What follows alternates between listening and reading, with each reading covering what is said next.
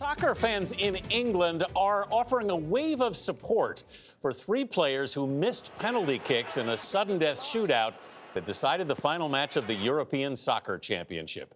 Marcus Rashford, Jadon Sancho, and Bukayo Saka were blasted with racist abuse online after the game.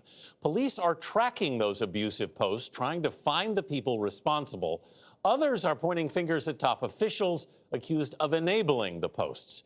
Imtiaz Tayyab has more from London's Wembley Stadium, home of England's national team.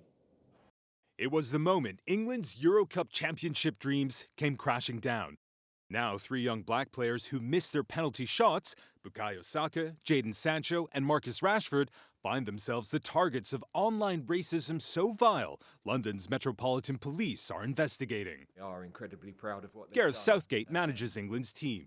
For some of them to be abused is unforgivable, really. We, I think, have been a beacon of light in bringing people together.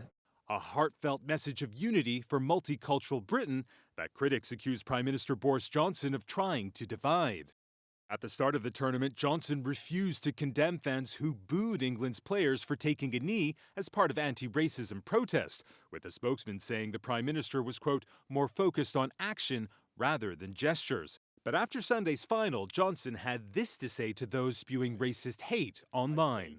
Shame on you, and I hope you will crawl back under the rock from which you emerged. Almost immediately, Johnson was accused of hypocrisy, with England player Tyrone Mings calling out a member of his cabinet, tweeting, "You don't get to stoke the fire at the beginning of the tournament by labeling our anti-racism message as, quote, gesture politics, and then pretend to be disgusted when the very thing we're campaigning against happens."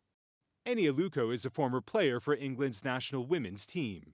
I don't think they're going to be sitting there not being proud. It's terrible. It needs to change. But ultimately, it doesn't stop us as Black people moving forward.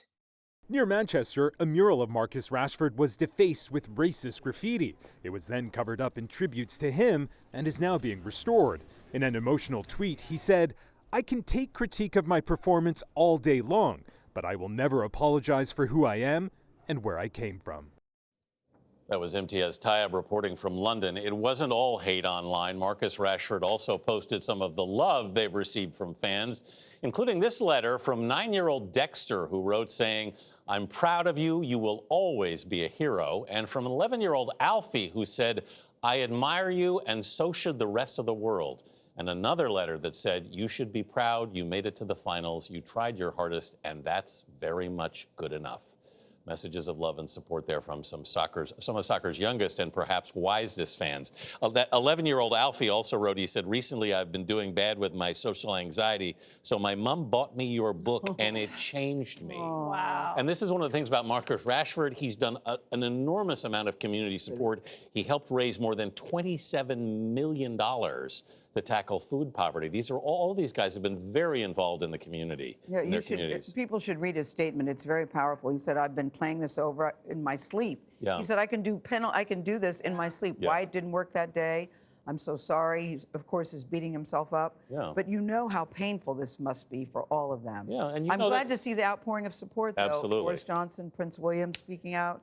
And this hurts. In a way, teaching a lesson to these young kids. And these Yeah. guys are leaders beyond the field. You know, Marcus Absolutely, Rashford yes. topped the UK's giving list. Yep. He's the youngest person to ever do that. 23 so years old. The most charitable person or family relative to his wealth. It's just incredible. Yeah. Let's hope people remember that. Yeah.